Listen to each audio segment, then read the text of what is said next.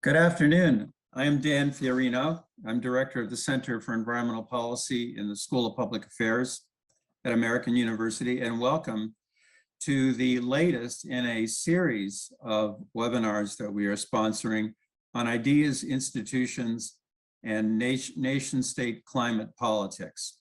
My colleague, Todd Eisenstadt, normally moderates these sessions, but he's not available today. But I'm very excited because today we're going to understand China's approach to climate mitigation. China obviously is a pretty important country when it comes to climate change. The largest emitting country, responsible for roughly a fourth of global emissions. China has been very active in technology development, but it's also a country that relies very heavily on coal. And as it grows economically, there'll be a larger middle class, and all of those factors, of course, have implications for climate mitigation and policies. So it's a great topic, and we have people who are very knowledgeable on China with us today. So I would just say that we will have a presentation and then commentary. We'll have presentation by Joanna Lewis and Laura Edwards, and I'll introduce them in a minute. And then comments by Cecilia Springer and Margaret Jackson, and I will also introduce them when we get to their portion of the program. Joanna Lewis is the Provost Distinguished Associate Professor of Energy and Environment and Director of the Science, Technology, and International Affairs Program at Georgetown University, a fellow Washingtonian, and has written several books on China's environmental and energy policies. Laura Edwards is a China policy analyst with the National Security and International Policy Program at the Center for American Politics. So our format is that we'll hear a presentation where Joanna and Laura will cover, I think, a number of important issues, and then we'll hear from Cecilia and Margaret. So with that, I will turn the virtual floor over to Joanna and Laura.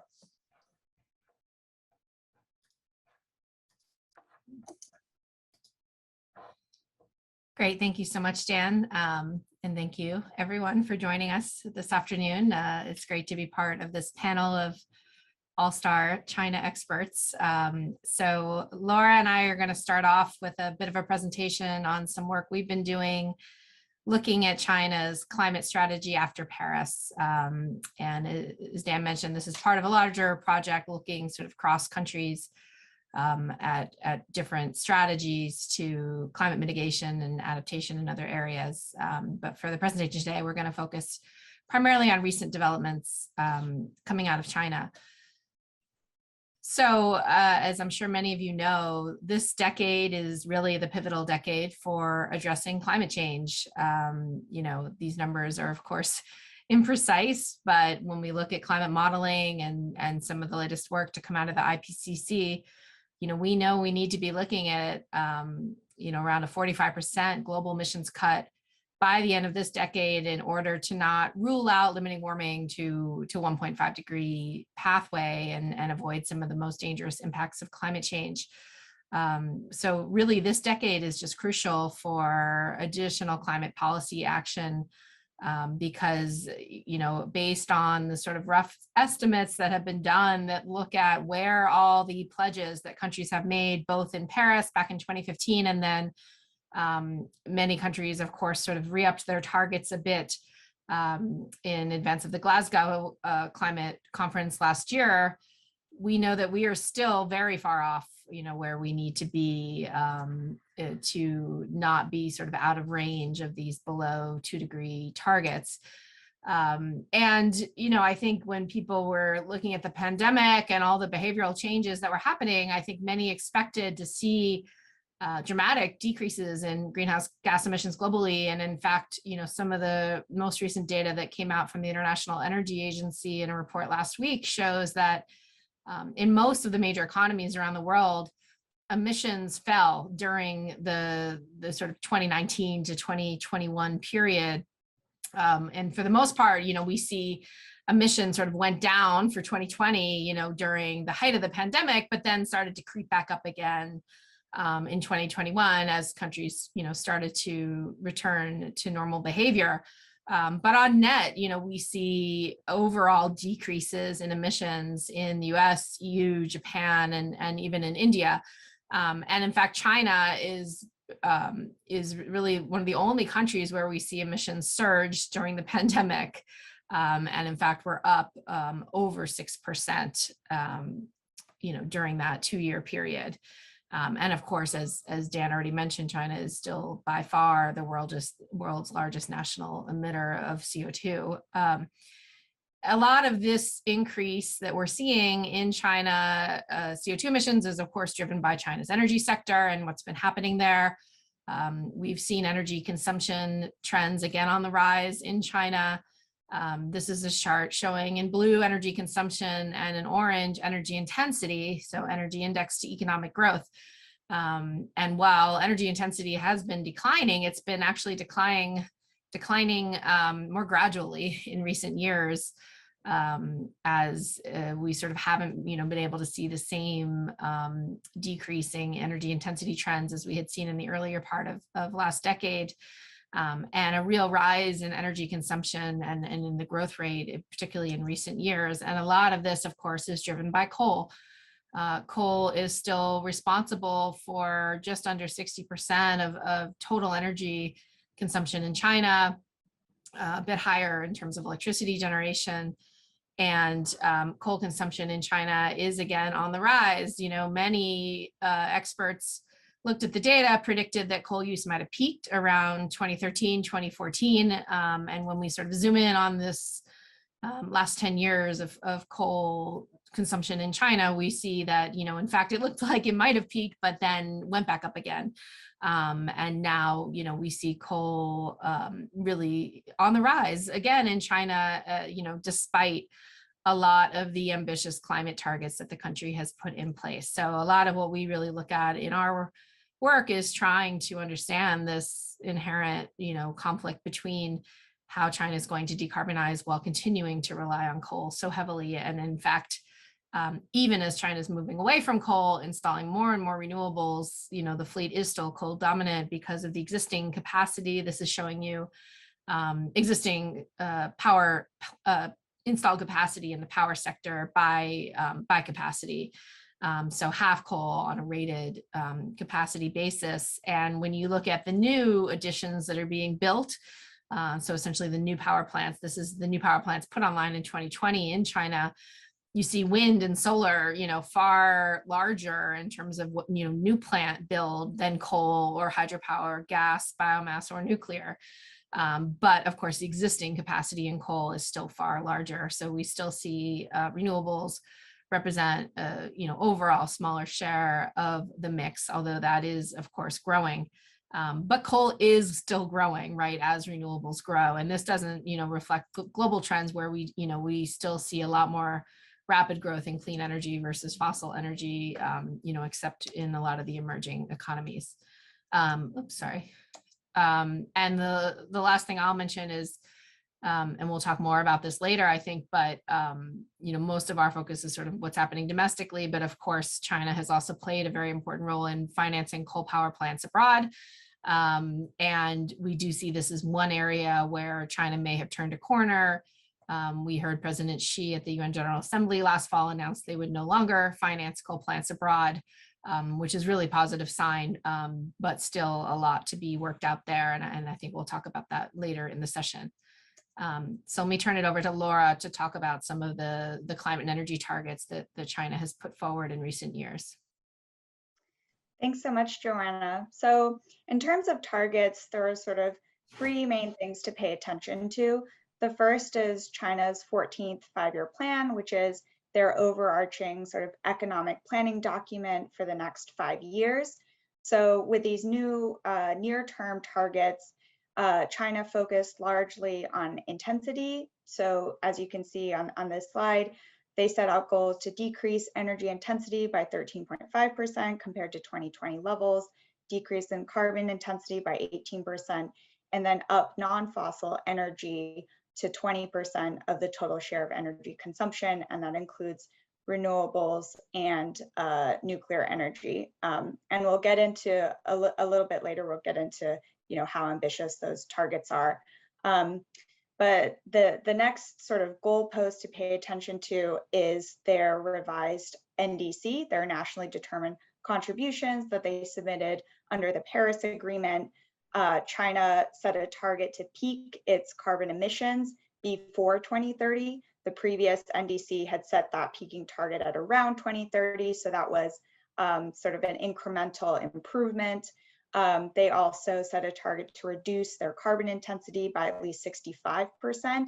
Again, sort of an incremental improvement compared to the earlier target of between 60 to 65. The at least 65 indicates that they might be more ambitious there.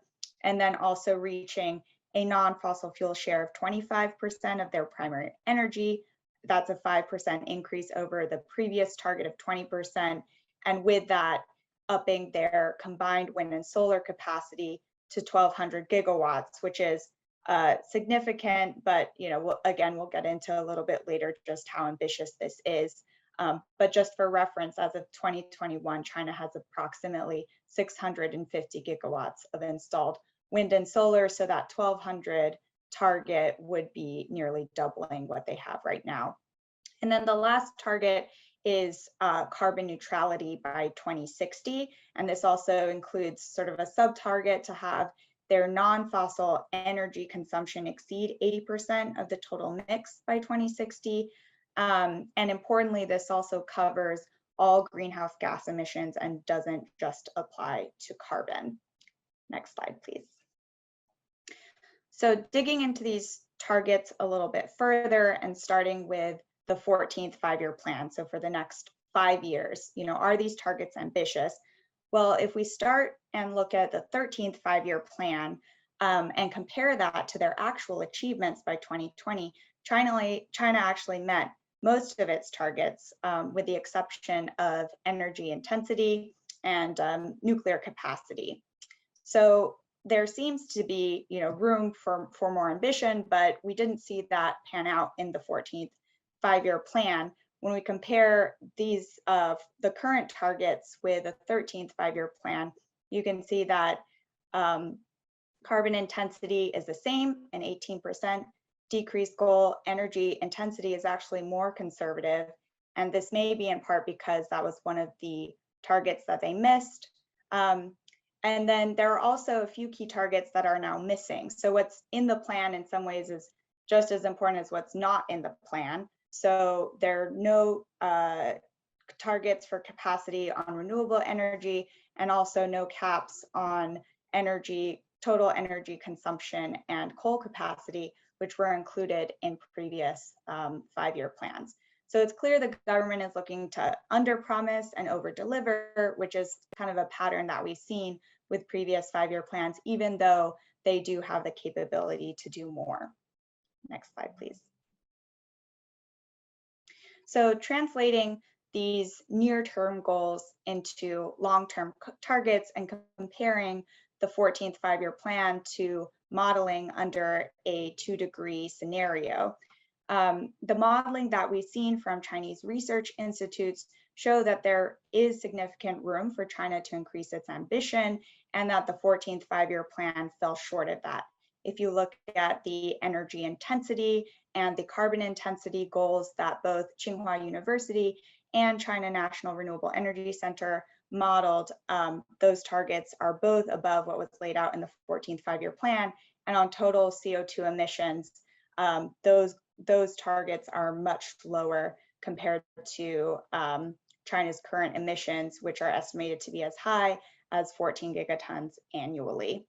So this indicates, again, to stay aligned with a 2-degree scenario, China will need to do quite a bit more than what was laid out in the 14th five-year plan.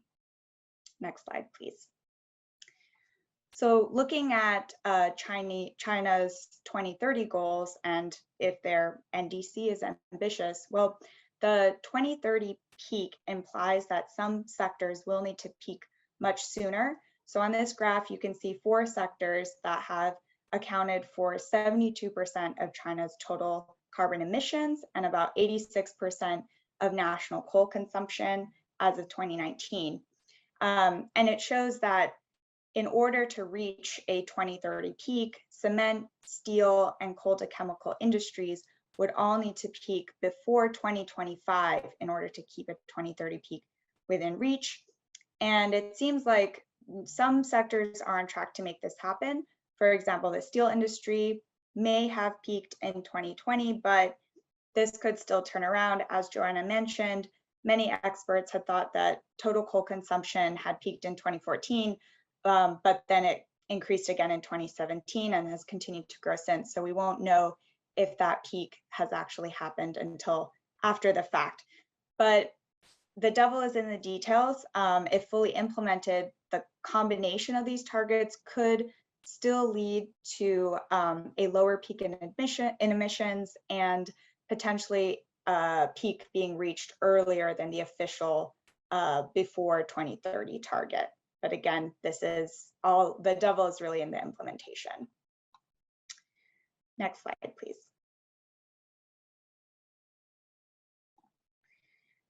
So squaring a 2030 peak or potentially later with a 2060 carbon neutrality goal, most models show that China is going to be increasing emissions between now and 2030, or perhaps even beyond that into 2035. Perhaps they will plateau for a time period after that before decreasing their emissions. And we've seen, some of these plans for increasing emissions also reflected in official language around coal, energy security, things like that, continuing to remain reliant on fossil fuels, which could be very problematic for global climate efforts.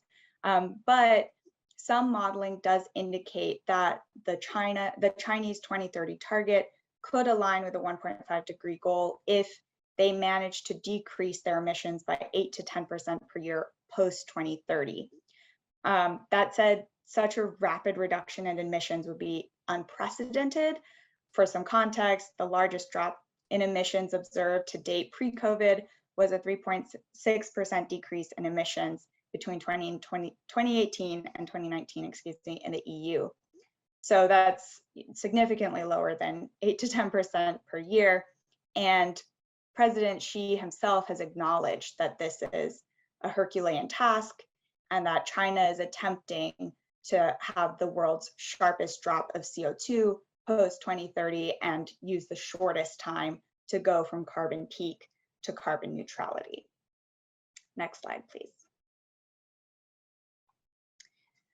So looking at some of the modeling for what China's energy mix would need to look like in order for it to achieve carbon neutrality, this shows that achieving carbon neutrality will require massive deployment of non-fossil energy and potentially negative emissions technologies like CCUS. By some estimates, 2030 total solar and wind would need to be larger than China's entire current power system. So this is well beyond the 2030 target in China's NDC of 1,200 gigawatts. So given the modest targets laid out in the 14th five-year plan and the NDC, it's clear that the Chinese government is kicking the can down the road to achieve this full energy transition, and that could jeopardize China's ability to meet its 2060 target and also global climate efforts more broadly. Back over to you, Joanna.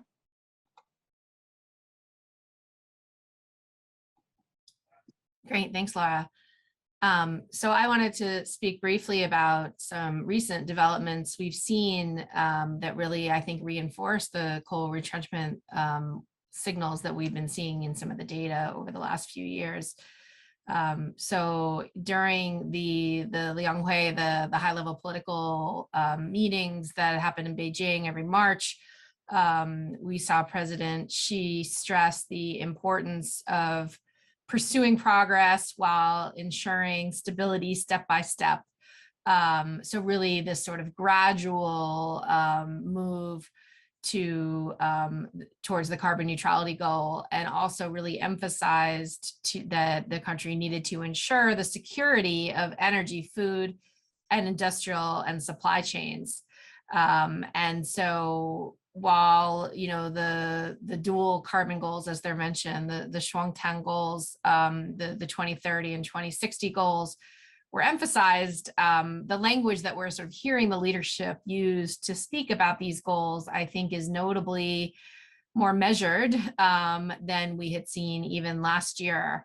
And I think there's really a variety of reasons for this. I mean, and I think one certainly were the power shortages experienced throughout the country at the end of last year, where we saw blackouts in some of the country. And of course, there were a variety of reasons for this. You know, the shortages are not usually just because they're actually short on supply. There's a variety of sort of inefficiencies in the system that can result in these short-term power shortages. But regardless, they often are sort of responded to by, okay, we need to really ramp up domestic supply. The easiest way to do that is more and more coal.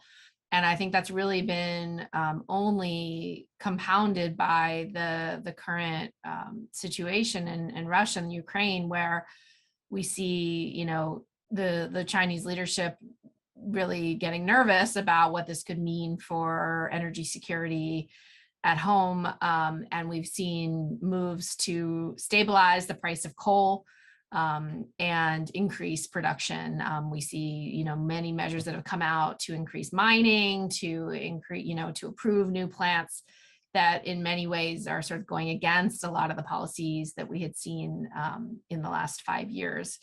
And, you know, and again, really sort of disregard for the climate targets that are in place. And then, you know, just last week, the Energy 14th Five-Year Plan was released by the National Development Reform Commission and National Energy Administration. And this is the 14th Five-Year Plan that sort of followed the sectoral specific 14th Five-Year Plan that follows the one Laura was speaking to. And again, we just don't see a lot of things in there that, you know, we might have expected in terms of limits on either on total energy consumption, coal consumption, or on coal power capacity. And we've seen these in various earlier versions of these plans. And as I mentioned before, I mean, I think the announcement that China's going to stop building or stop financing coal overseas, this has been clarified to some extent in domestic policy. I think Cecilia will elaborate on this more, but I think, you know, it's the one positive sign we're seeing again is in this overseas arena where there's been sort of a move to think about how China can play a role in shifting overseas investment to greener energy sources and help to finance the sort of low carbon technology transformation abroad. So to wrap up, you know, and just I think that as we see from the data we've presented here today, decarbonizing China's energy system is really a major feat. It can't be achieved by incremental shifts and modest targets. And that really is sort of the approach that the government is making. And you know, I think there's some real reasons for this. And there's just, I think, still many major political and economic challenges to phasing out coal in China. You know, we see real disagreement among the leadership, even over sort of what pathway the country should take in terms of moving away from coal. You know, we can look at the modeling studies that say do more renewables, you know, but I think there's just this feeling, you know, we have some who are really pushing nuclear as a way to, you know, start to retrofit coal plants, turn them into nuclear facilities in order to get the kind of stable baseload power that they would like to see from a security perspective. Definitely this, you know, concern about relying on imported fuels, so oil and gas particularly, you know, playing a role there. You know, I think it's helpful, of course, that renewables in many ways are benefiting from the kind of the energy security push. But again, I think just concern still, due not just to the intermittency, but just the sort of broader political economy surrounding renewables, we still do see a lot of challenges at getting these the green electricity integrated in the power grid. So this all sort of translates into a prioritization of ambition in long-term goals, which of course, you know, it's sort of easy to pledge something for 2060 if you don't have to make significant changes in the energy system in the near term. So it's really, just as Laura said, you're sort of kicking the can down the road, hoping that the politics, you know, and the economics of this will be easier in a few years. But of course, we know that that's unlikely to be the case. And of course, in fact, it can be quite the opposite, that the later you wait to act, you're building all this sort of sunk, you know, infrastructure costs. You're setting up a situation where you're going to be doing early coal plant retirements, massive layoffs, you know, in a pretty abrupt way, as opposed to a gradual way, which can have, you know, potentially disastrous economic consequences as well. And then, of course, the other problem is, because China plays such a huge role in global emissions and in the global climate response, I think time is running out for this approach of kind of this incremental long-term goals, when we really know the science shows us that we have to start to make these changes this decade. You know, and lastly, I would just say that China, I think, has really been kind of riding a wave over the last few years as an international climate leader, particularly during the years when the US stepped away from the international climate regime. In many places, in many respects, China sort of, you know, stepped in. But I do think that this real move back towards coal and, you know, failure to sort of be making real progress towards some of the decarbonization goals that the country has really does jeopardize, you know, not just their international reputation, but of course, our global ability to achieve end of century climate stabilization goals. So I'll stop there and turn it back over to Dan. Great, thank you, Joanna and Laura. That was a very rich presentation.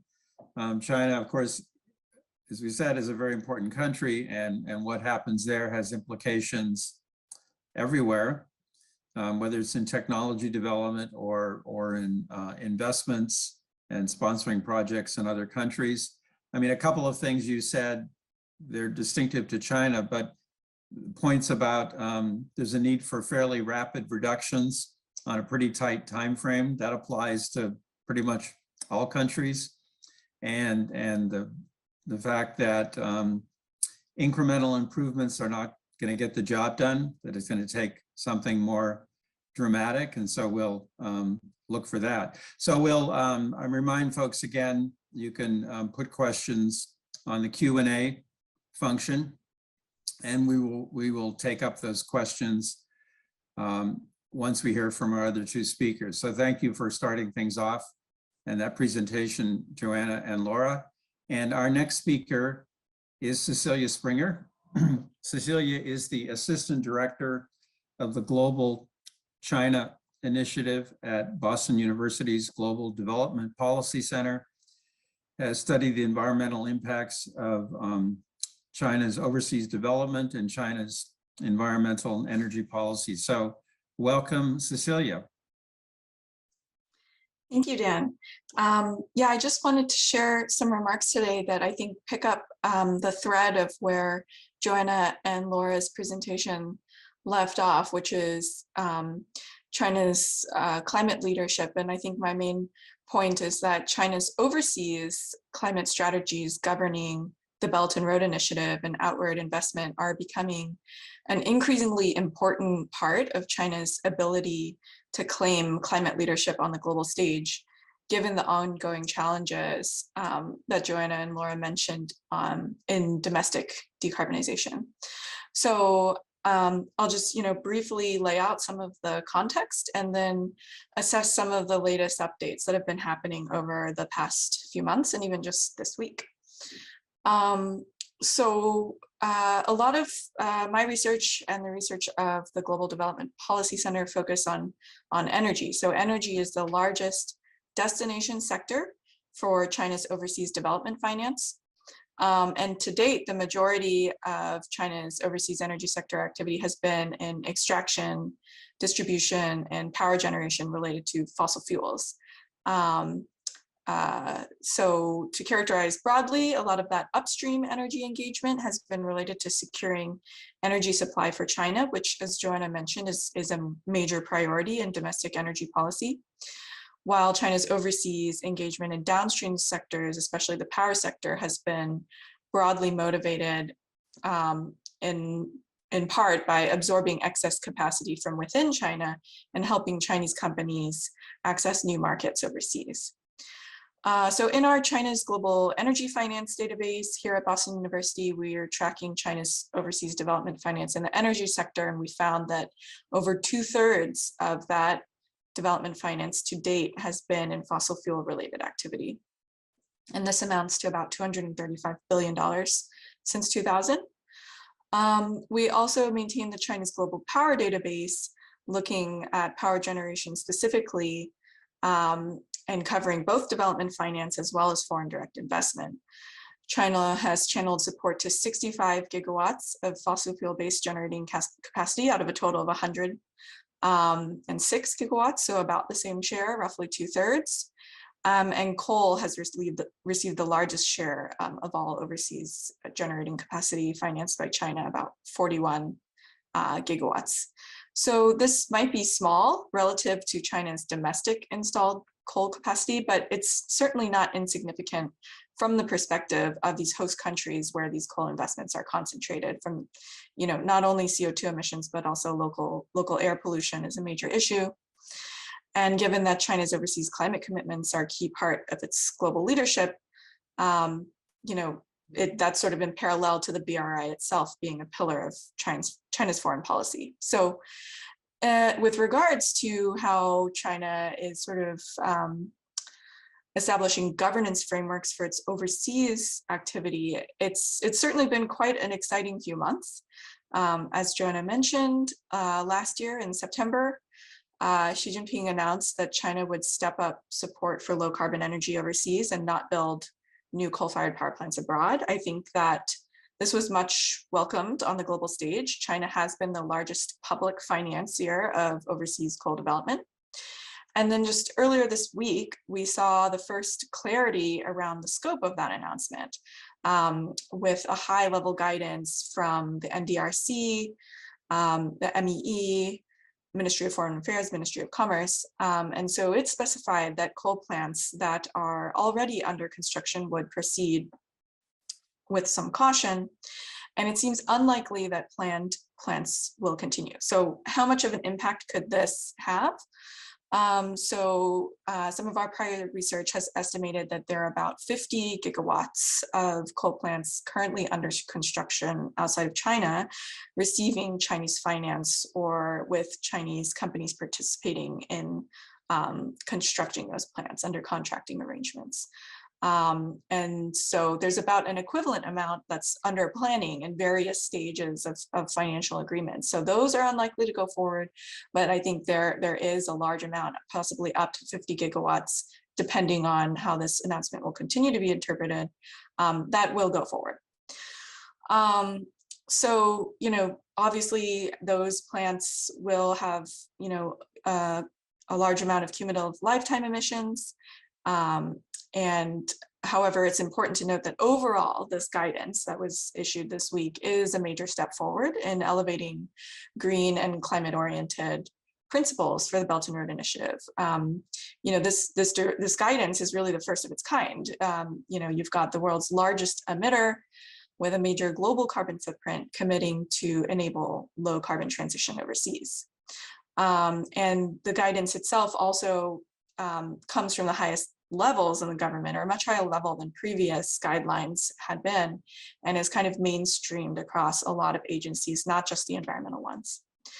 And what is more, the policy also specifically calls out cooperation. It has a very positive cooperative tone on promoting lower carbon energy overseas, not only with Global South partners, but also potentially with the West. And I think our next panelist, Margaret Jackson, will talk a little bit more about this US-China relations.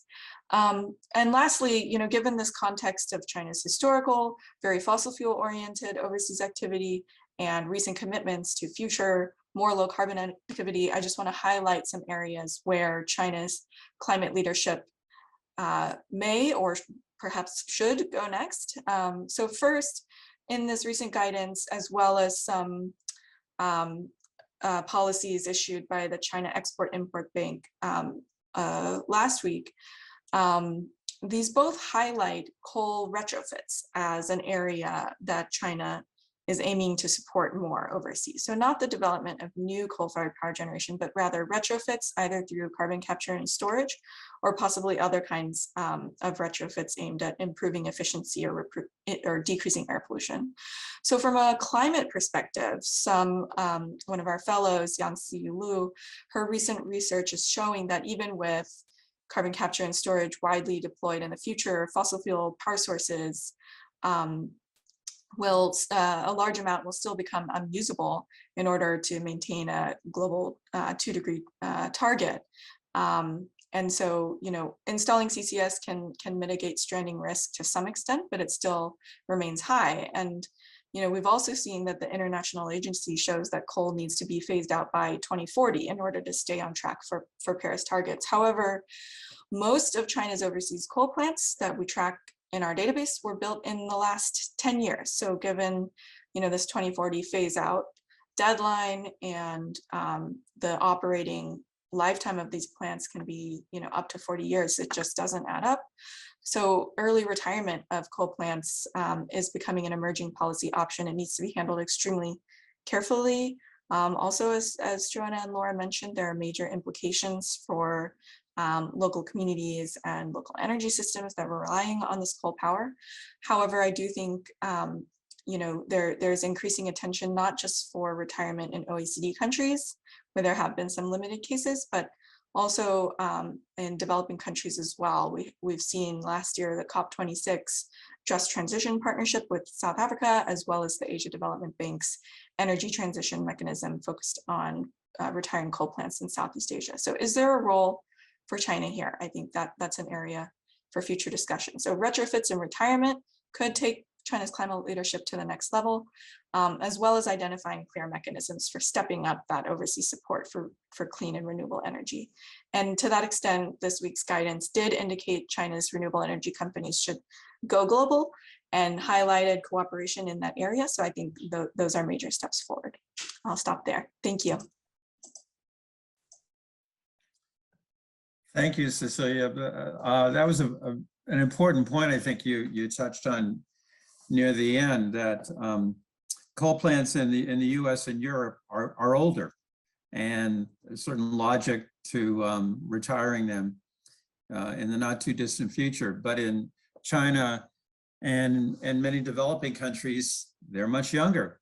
15 years, I think I saw, was an average in a lot of developing countries. So the economics are going to be very different. And that may be an argument for looking at carbon capture and storage and scaling that up and reducing costs. Anyway, those are some things we can return to, I hope, at the end. Just a reminder that you can put questions on the Q&A function. So now I am pleased to introduce Margaret Jackson from the US Department of Commerce. Margaret is currently a White House fellow working at the Commerce Department. Has done a lot of work on China, formerly was with the Atlantic Council and the Council on Foreign Relations.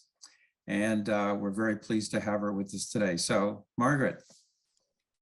Thank you so much, Dan, and for the great presentations today, which offered both timely and important insights into China's domestic policy developments and also their involvement in overseas energy financing and development. So I'll start by just saying a few things in response to the presentation, speaking a little bit to US policy and really the where we place climate and energy in that conversation. And then I'll speak to some of the developments in the US-China relationship as it relates to combating the climate crisis. As you can imagine, our team at Commerce pays close attention to many of these policy developments, including the release of the energy plan, but also, as Joanna described, how China is navigating energy security challenges while balancing its climate objectives. And this is a challenge many countries are facing today due to the international circumstances that we've seen in the last few weeks. And really, energy security and climate considerations are at the center of US foreign policy, especially under the Biden administration. And that includes working with other countries to address the climate crisis and supporting the development and deployment of clean energy technologies around the world as nations work to achieve their ambitious climate targets while also improving secure and affordable energy supplies and access. In the US context, you can see examples of how we're integrating climate, clean energy, and decarbonization into our foreign policy initiatives, such as through Build Back Better World, the development of the Indo-Pacific Economic Framework, and also areas like the EU-US Trade and Technology Council. President Biden, really since he came into office, has affirmed that the US will exercise its leadership to promote greater climate ambition and build upon the Paris Agreement objectives. And we all understand that significant short-term global emissions reductions and net zero global emissions by 2050 or mid-century are required to mitigate the most severe impacts of climate change. So you saw President Biden, he came back, he brought the US back into the Paris Agreement. And then you also saw that he signed the executive order on tackling the climate crisis at home and abroad. And both home and abroad is important in that context, because as other countries are striving again to meet and raise their climate targets, and raising ambition has been a key priority, especially over the course of last year. The US does recognize the complexity of this challenge and really stands ready to mobilize resources, institutional knowledge, and technical expertise from across government, private sector, civil society, research universities like American University. And we are committed to working with partners to find every possible avenue of cooperation on climate and moving away from coal power, as we talked about those challenges today. And so that work includes a partnership with China. So as an example, I want to highlight the joint declaration that the US and China signed at COP26 last fall, which really committed the two countries to working together to enhance action in this critical decade. We saw the statistics again in the presentation earlier, and really through 2030, we have a lot of work to do. And so this joint declaration was a welcome boost to negotiations around a shared commitment by two of the world's largest emitters and a commitment to enhance ambition. We know Glasgow was really only the beginning, and we're really in a sprint to 2030 to get where science tells us we need to be. So a couple things about the joint declaration. It highlighted that we have the US and China. They have a shared recognition of the severity and urgency of the climate crisis. And really it stated an intention to work jointly, but also individually and with other countries during this decisive decade to strengthen and accelerate climate action and cooperation really aimed at closing the gap. And that includes accelerating green and low carbon transition and climate technology innovation. And I know we were just talking about things not just around carbon capture, utilization, and storage, but the technologies we really need, again, to meet these targets. One of the things that came out of that declaration was the announcement of a US-China working group on enhancing climate action, again, through this decade. So that's advancing this multilateral process and really coming up with concrete actions we can accomplish in this decade. The areas that we are looking to work collaboratively on are around things like eliminating global illegal deforestation and a range of policy areas related to renewable energy deployment, transmission, distributed generation, and energy efficiency. But one of the most significant developments that came out of that was China's commitment to address its methane emissions. And methane is something we haven't yet really touched on too much today, but really addressing that by COP27 and developing an ambitious and comprehensive plan to reduce methane emissions. This is a really crucial area where our countries can work together.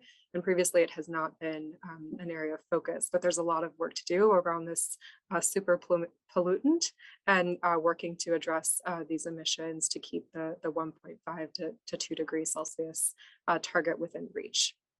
So around methane, we're looking to exchange information on respective policies and programs for strengthening management and control, and to foster joint research into methane emission reduction challenges and solutions. I will also say within that declaration, China committed to making best efforts to accelerate its coal consumption phase down. And we do hope to see more progress in that area as related to some of the themes, again, we mentioned earlier in this presentation today. But it's important, again, for all the reasons we've talked about, to again emphasize that China is a critical global partner in the fight against climate change, and we welcome a commitment to uphold the goals that we set out at COP26 and now really focus over the next few years on the implementation and seeing results. I also just want to say from the US perspective, we do understand a lot of credibility rests on our ability to meet our climate commitments and reach a goal here in the US. We have a goal of 100% carbon-free electricity by 2035 and want to be clearly on a path to net zero by 2050. There also are a lot of potentially useful tools that are in nascent stages, and when designed and timed prudently, they can help us achieve the necessary emissions reductions, again, within our countries and globally. One of the areas of emphasis, again, in this administration is shifting capital flows towards climate aligned activities. And this is really key, again, to get us towards our net zero goal. And we welcome efforts by other countries to shift their capital flows in that same direction. And Cecilia was just talking about China's announcements around limiting coal overseas finance and greening the Belt and Road. And I think that's a really, really important development and one that really we welcomed. Second, in terms of other economic levers, one example, again, in the US context, is a joint announcement with the European Union to negotiate the world's first emissions-based sectoral agreement for steel and aluminum trade. And that reflects a global, our joint commitment to use trade policy to confront the threats of climate change and global market distortions, and really, again, puts workers and communities at the center of the trade agenda, which is another priority in this administration.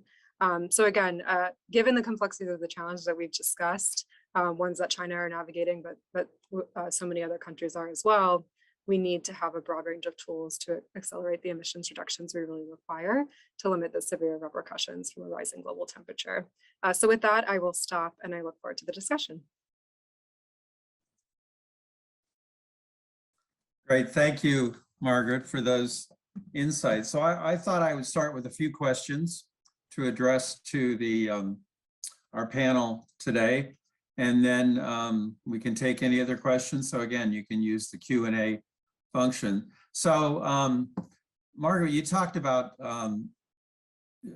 evidence of US-China cooperation. So I'm just wondering, from your perspective, and the others can chime in, there are a lot of things going on in the world right now that could get in the way of a collaborative US-China relationship. So just what do you all see as the prospects for further cooperation and joint action by the US and China? So the two biggest emitters in the world, the two largest economies, I think. So just what are the prospects? So we could start with Margaret, but then others also, I would ask the same question. Yeah, thanks so much, Dan. And I do think it's important. I mean, the US, I think the reality is the US and China have been working around climate, really around energy for decades, really over a decade on some of these specific issues. And so there was the joint statement in April of last year, and then the joint declaration in the fall. The working group that's coming out of that came out of that they're starting up this year. Again, under this administration and in the context of where US-China relations are now, I think that's a really important area. And the areas that I laid out around renewable energy technology, deforestation, methane being a key development there.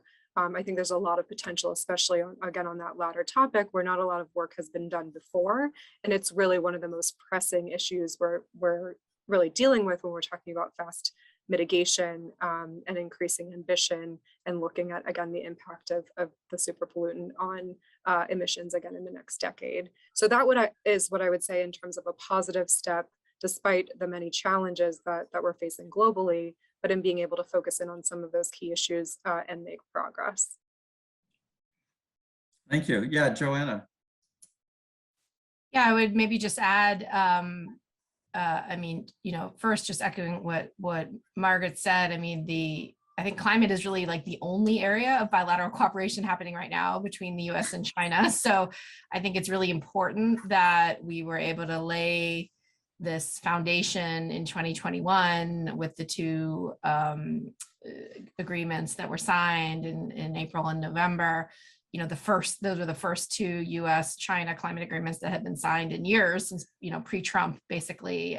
So it was really important, I think, to put that back on the US-China bilateral agenda. And so even as the relationship is strained and you know, it may be heading sort of in the wrong direction, you know, in the coming months, at least we do have that foundation there. But I would just note that the nature of the cooperation that we're even is laid out in the November joint statement that was released in Glasgow really looks quite different from the type of US-China climate energy cooperation that we had been doing for many decades. And, you know, even as recently as you know, during the Obama administration, we were doing cooperation through the US-China Clean Energy Research Center on joint R&D on clean energy technologies. I mean, this is just not something that is sort of in the cards right now, given a lot of the politics over technology cooperation. So, you know, I think the areas that are laid out in the MOU are really important and you know, are really focused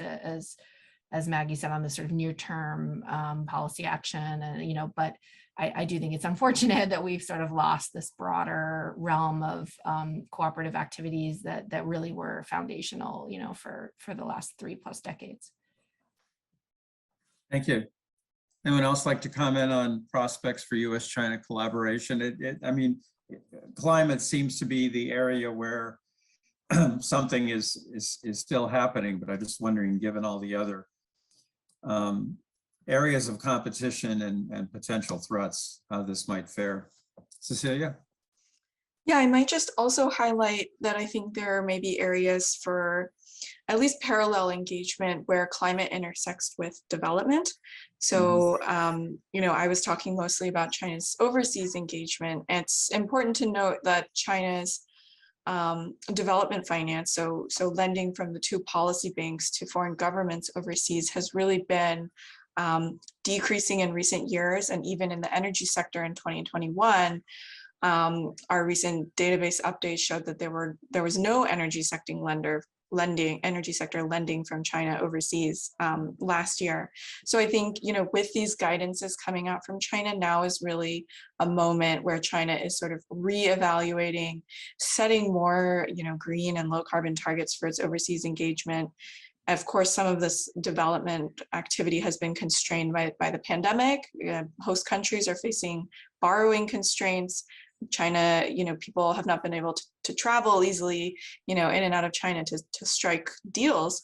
But I think if and when it comes back, that could be a major area for coordination with the US, you know, development finance, where there could be, you know, novel approaches to co-financing or unlocking finance for much needed energy infrastructure in developing countries.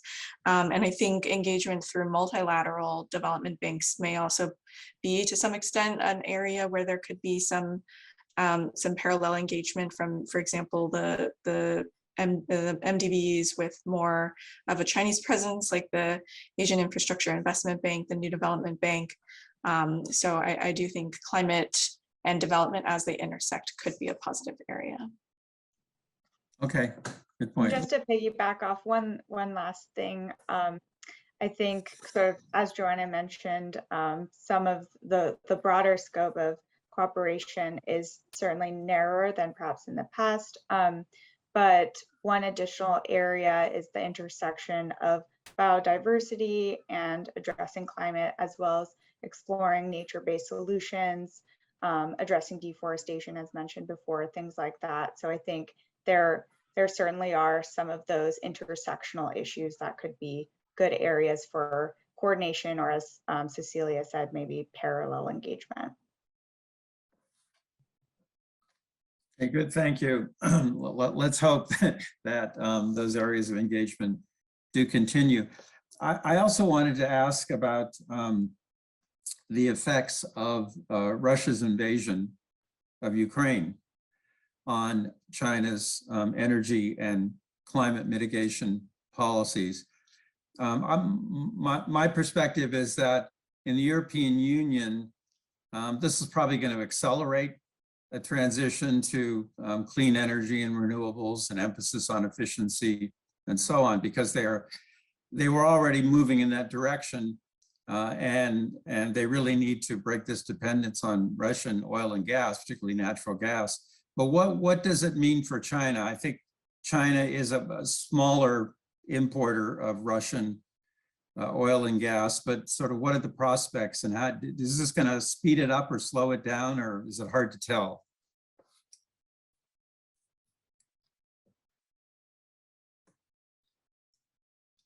I can start if Laura, go ahead. Yeah. Go ahead, Laura. Right, I can kick it off and then over to you, Joanna.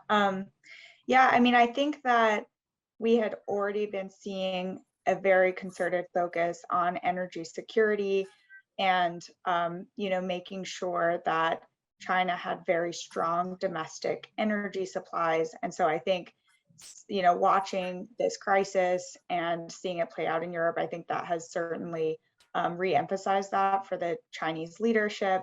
It is, interesting to note that they had, prior to this conflict, signed a new oil and gas deal with Russia, although it was reportedly smaller than some of the original plans. But I think that writ large, I think China is definitely trying to move towards being as self-sufficient as possible. Unfortunately, right now, that has translated into a pretty heavy emphasis on coal, since China has such an abundance of coal. And in sort of closed door conversations with Chinese experts, we've heard that they foresee there not being too much movement on that in the near term, particularly this year. But hopefully with this energy security emphasis, eventually that can shift to more support for renewables, which obviously are a key part of energy security and being independent from foreign sources. Joanna. Yeah, I agree. And I was just going to add, I mean, just to put it in context, I mean, Russia, it's not insignificant, the energy resources that Russia supplies to China. Russia is China's second largest oil supplier, third largest gas provider. Last year was responsible for was responsible for about 17% of China's oil supplies and about 15% of imported gas. So, and oil and gas are relatively small in China's energy mix compared to other sources of energy, right? So you have to put that in context, but they obviously serve sort of niche applications in key sectors, transportation and industry. So, I think that as we talked about in the presentation, and I was also going to mention, I mean, we don't talk about coal, we don't think about coal, but China actually imports coal from Russia as well, about 17% of imports from Russia. So, China's both a coal importer and exporter. And so, I think when we look at what's happening domestically in this push towards energy security, which is, again, always been there, but I think is really now front and center, we do see this push towards domestic sources of energy, which could be renewables or could be coal. And so we sort of see both happening, I think, in lockstep. And, broader, in terms of the broader politics, people are sort of talking about whether China stands to benefit from Russia sort of pivoting east, right? If the West is putting these blocks in place. So, but at the end of the day, like, they're gonna see the soaring prices, and I think the price volatility is really concerning to Chinese leadership, and this is a tricky political time also for the leadership, with the either leadership transition or sort of non-transition. And so, I think they would like to kind of be as insulated as possible from what's happening. Yeah, it may be that with I mean, I think everybody's going to be concerned about energy security and more autonomy. And maybe if you have coal and other fossil fuels, you're going to maybe double down on that. And if you don't, then maybe you'll double down on renewables, as is happening in the EU, but we'll see. So we have a question in looking at the return to coal. It seems that there's some idea of pairing new coal facilities as peaking or replacement for when solar wind generation is low. And certainly the variability of wind and solar is a big challenge and a big issue. I wonder if that's also your interpretation, if you think that there is space for batteries. So not a specific China question, although if you want, we want to look at it in the context of China. So is variability of wind and solar a big issue in China? And are they ahead or behind on things like battery storage of the US?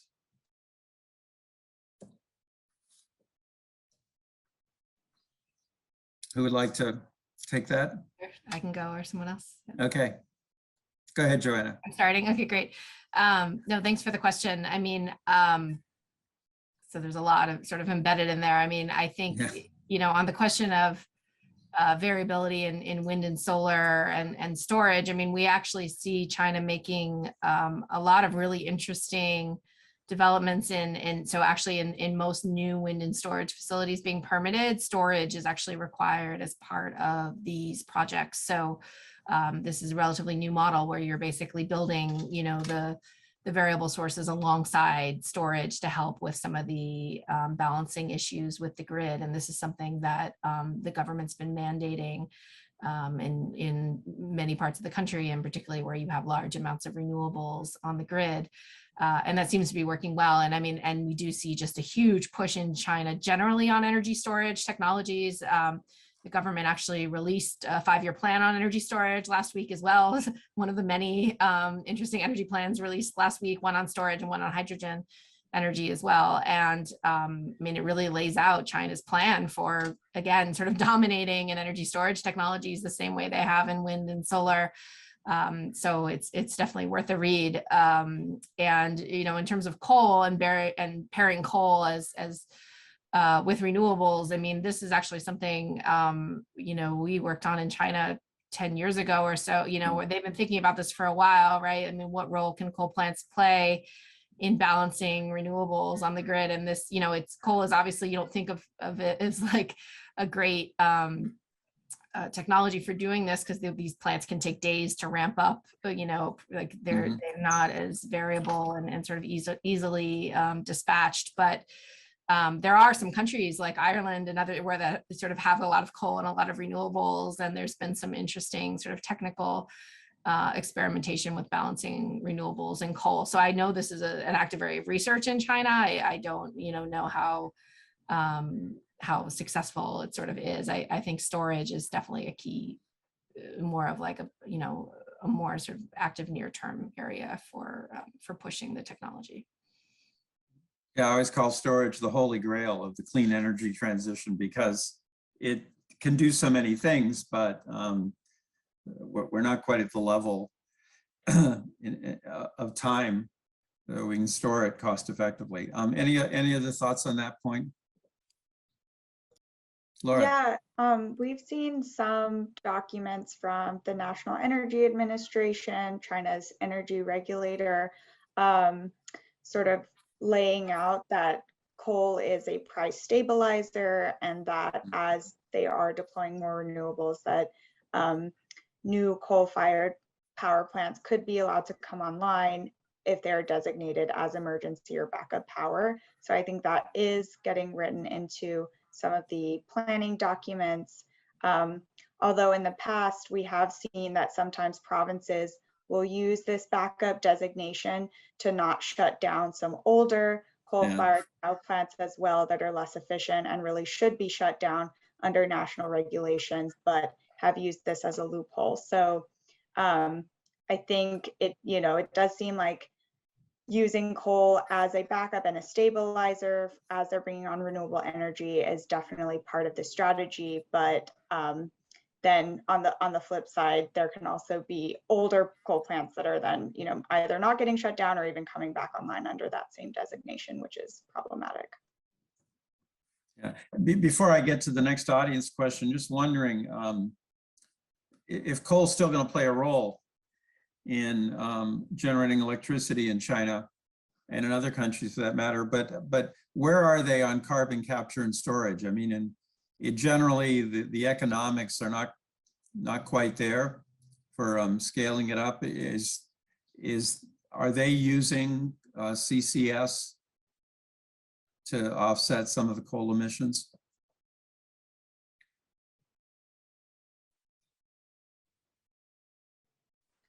Cecilia, you want to take that, or Laura? Yeah. I go ahead. I mean, I think my understanding is it's just very limited at this point. But Yeah, same as here. Yeah. So that's going to be a challenge as well. Okay, going to other questions. What is the dynamic between climate and air pollution abatement and economic growth and regime stability in the minds of the PRC leadership? A very important question. Who would like to start on that one?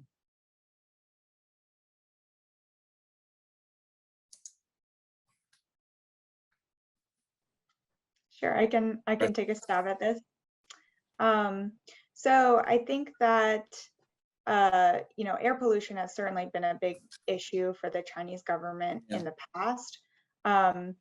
So I think, and we've seen them, moving coal plants, coal-fired power out further from major city centers for that reason, and things like that, kind of taking moves to try to address some of the air quality issues. But I think on the sort of climate and energy front, not to sound like a broken record, but I do think that the energy security and stability is really paramount, especially for this year in particular, with their 20th Party Congress coming up and Xi Jinping potentially taking a third term. So I think in the very near term, I think for energy stability, moving away from sort of what they've called campaign style energy transition, sort of rapidly moving away from coal and other fossil fuels is not going to happen. I think, well, it'll be interesting to watch developments after the end of this year and how that might shift. But at least for this year, I think that is not likely to change. Okay. Go ahead, Joanna. I was just going to add, I mean, I think it's an interesting question, and the person sort of asked the climate air pollution abatement sort of as one thing, right? And these are actually not really one thing. I mean, we often think about a lot of what we would do to reduce greenhouse gas emissions can also have a co-benefit of being good for air pollution and criteria air pollutants, but not always, right? And actually in China, we've seen some interesting policy approaches to address the air pollution issue, which I think really has been much higher priority in the last decade. Air pollution is, of course, what people see and feel and impacts health directly. And climate is, of course, this sort of more indirect, nebulous thing. And so the leadership has been very focused on air pollution, sometimes at the expense of addressing climate change. And just two quick examples. I mean, we saw a big shift to, or a big push to shift coal plants, industrial facilities sort of out of urban areas and towards rural areas to clean up air quality in cities. But of course, this just moves it, right? This doesn't do anything for for global climate change. It can affect, the number of people breathing air, if there's more people in the city, but that's about it. And then the other thing we've seen is a move to, well, of course, to electrify vehicles, right, in urban areas, but that electricity is still powered by coal for the most part. So, running an electric vehicle off coal is not necessarily better for the climate.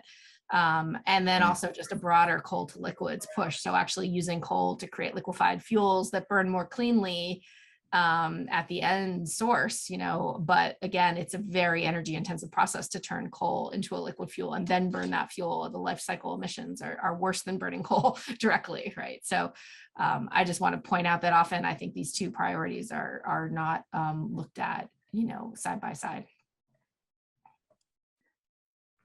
Dan, if I may. Go ahead, Margaret. May I ask a question to our fellow panelists, going back Sure. on a point that Cecilia made, and I think some of the challenges that both Joanna and Laura have alluded to, and And again, this necessary rapid deployment of renewable energy, the challenges with transmission that go along with that, potentially building new coal-fired power to balance it. But you were talking about kind of this push to get China's renewable energy companies to go abroad in a bigger way. So how do you see kind of the tension between meeting the domestic demand as well as this push to go abroad, and while understanding that historically China's policies have really directed those decisions? So I was wondering if you would be willing to comment on that. And Dan, if you're not interested in that question, feel free to punt. But I thought it would be good discussion for this group, and I'm personally curious. No, great question. Cecilia? Yeah, I can start a little bit about kind of just some of the barriers and opportunities for China's renewable energy in going overseas. I think that, you know, historically, China's policy banks have been reluctant to support renewable energy companies to go abroad for a couple of reasons. I think one is scale, that in terms of the approach to the BRI has really been focused on massive infrastructure lending and large, you know, traditional sources of power generation, namely coal and hydropower, were a focus of China's policy banks. And sort of over the past decade and more. And renewable energy generation, I mean, individual projects just tend to be so much smaller in scale. And then I think there's also been a perceived bankability risk for renewable projects overseas. And I think that is also related to challenges in the host countries where there aren't necessarily enabling policy environments or markets to support renewable energy in a lot of the places where China has been engaged in building a lot of new power generation infrastructure. And then more directly in some of those host countries, I think there continue to be sort of vested interests that are supporting other forms of energy, especially coal. And, you know, a lot of, and in many cases, host country developers who are seeking to build out energy, even when they are looking at renewables, may not be asking China specifically because of the history of their engagement not being. So it's very new area, I think, especially for the policy banks. But that being said, you know, sort of on their own, a lot of Chinese renewable energy companies have been successfully going overseas. You know, if you're looking at foreign direct investment from individual companies. So I think it was quite exciting to see in the guidance that this term of going global, which I think really implies more state support for the companies, could start to happen going forward. But I also just wanted to add, and I think this is related to one of the questions in the chat about some of the risks associated with, you know, life cycle impacts of renewable energy, which is that, you know, both abroad, but also especially in China, which is, you know, trying to meet this massive renewable energy installed capacity target of, you know, getting towards 1,200 gigawatts and going beyond that even more in the future is going to require a lot of really important new materials, emerging materials and commodities that I think, you know, we haven't always thought about a lot in terms of their risk to communities where they're mined, you know, biodiversity issues in those areas, materials like lithium, balsa wood, cobalt, you know, other materials that are going into batteries and energy storage equipment or directly into solar panels, wind turbines, and so on. And so I think these sort of new global supply chains are emerging, and it's a serious risk that needs to be, you know, addressed and countered with governance frameworks. And, you know, I don't think we've seen that yet, you know, from anybody really who's working on a global stage, but China especially is the destination going forward in its own renewable energy build out for a lot of these materials. It's something that needs to be carefully managed. Joanna. Just to add maybe one more perspective on it. I mean, I think one of the biggest challenges to China going abroad in the renewable space is protectionism. And this is, you know, really been something that's actually just very commonplace in renewable energy industries around the world. And a lot of my research has looked at this. I mean, you know, green protectionism is alive and well, and I would say increasing rather than decreasing. And it's not just in countries like China that are sort of notorious for protectionist measures. There's a new dispute just filed under WTO where the EU is filing dispute against the UK for a local content requirement in its offshore wind development projects. So, you know, where the UK wants domestic content, domestic, sourced manufacturers and material to be used in their projects, which would mean not projects from China, not technology from China. And then there's, the situation where, well, China could, you could have a Chinese wind turbine manufacturer set up a manufacturing facility in the UK and sell into that market. But then, I mean, there's all sorts of other issues with getting that done. I mean, in the US, one of Chinese leading wind turbine manufacturers, Goldwind, tried to set up a manufacturing facility here and just really, this was several years ago, encountered a lot of opposition, mostly political. Chinese wind projects have been blocked by CFIUS, in the United States, and sort of similar things in other countries. So I just want to point out that, China's ambitions are, make a lot of sense, but it's not an easy world where, sort of everyone wants to benefit from the local economic development and jobs that clean energy industries bring, rightfully so. But, that does create this sort of environment of protectionism and makes it hard for China to export their technology around the world, even if it's the cheapest and most readily available. Yeah, and that could be a barrier to moving this transition along. So we have two questions on nuclear power, one from one of my students. So let me give you both, and then I'm glad this came up because I know that's an important part of the clean energy and the climate challenge. What does the future of nuclear look like in China? And what are the, and then there's also a question on what are the primary sources of methane pollution in China? So nuclear and methane.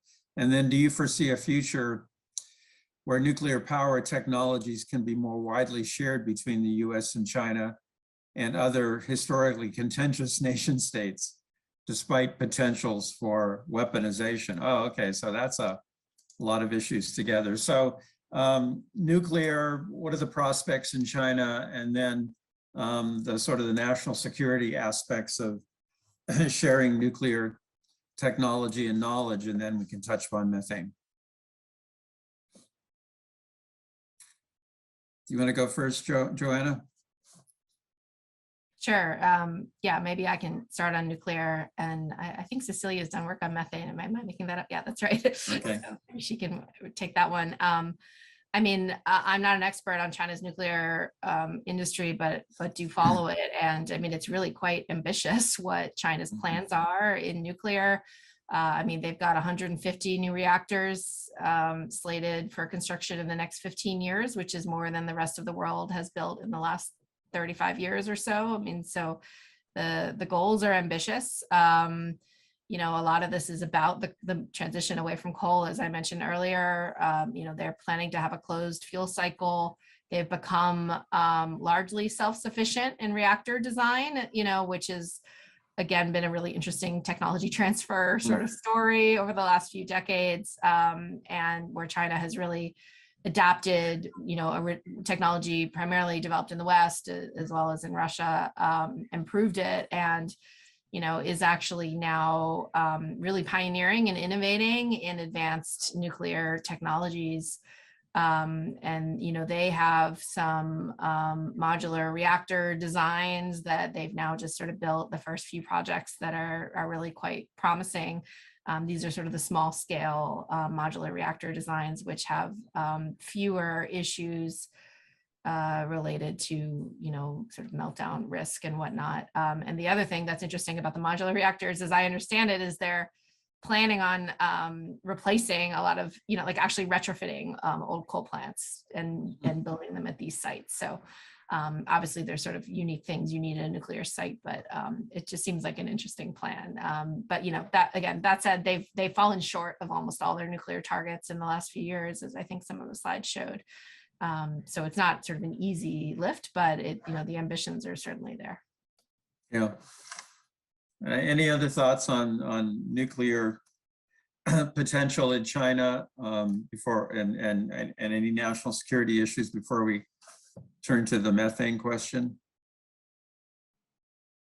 I'm also not an expert on China's nuclear sector, but I will say some of the modeling that I've seen does show China having a pretty significant portion of its future energy mix. So looking at that mid-century energy mix coming from nuclear, around anywhere between 15 to 17%, which would certainly be quite significant. So I think it's definitely going to be part of that plan, at least looking at current modeling. Yeah. Okay. And Cecilia, where are they on methane? Yeah, so I think in order to explain a little bit more about China's methane emissions, I'll kind of relate it to what's happening in the U.S. So I think in China, the vast majority of methane emissions come from energy production, whereas in the U.S. the majority come from distribution of that energy and leakages. So in China, actually, it's not production of oil and gas that's driving methane emissions, but rather coal. Again, because of the dominance of coal in the energy sector there and the lack of effective utilization of coal bed methane. So I think,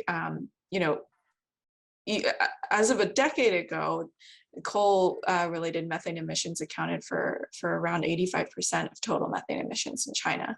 I think that may have changed a little bit. My numbers are a little bit out of date, but it just goes to show that it's really dependent on sort of the energy structure of each country. Where in the US, it's much more associated with, oil and gas and specifically gas distribution in a rather sort of older infrastructure network that does have leakage.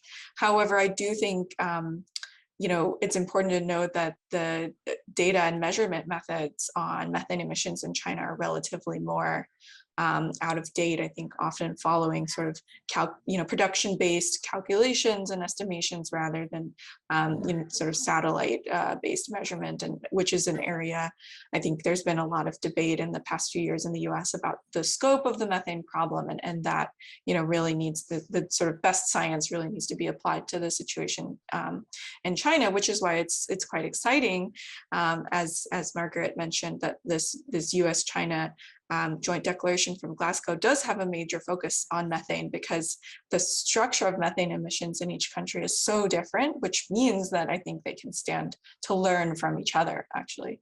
Yeah. Okay, yeah, certainly there are many opportunities and needs for learning across countries, and this is an active area of international engagement. Well, thank you very much for this fascinating program on China. I think China faces many of the challenges that many other countries face. Historical dependence on fossil fuels. Fossil fuels have always been the path to economic development and growth, and now we're having to change that model, and it is not easy. So it's great to share experiences of different countries. So Joanna Lewis, Laura Edwards, Cecilia Springer, and Margaret Jackson, I thank you very much on behalf of myself and also on behalf of my colleague, Todd Eisenstadt. If you were, those of you that joined us today, thank you. If you were on the list for this program, you will be on the list for the next program. And I hope you will join us again there. But thank you very much to all of our speakers today. We appreciate it. And let's hope for progress on these important issues. Thank you. Thank you.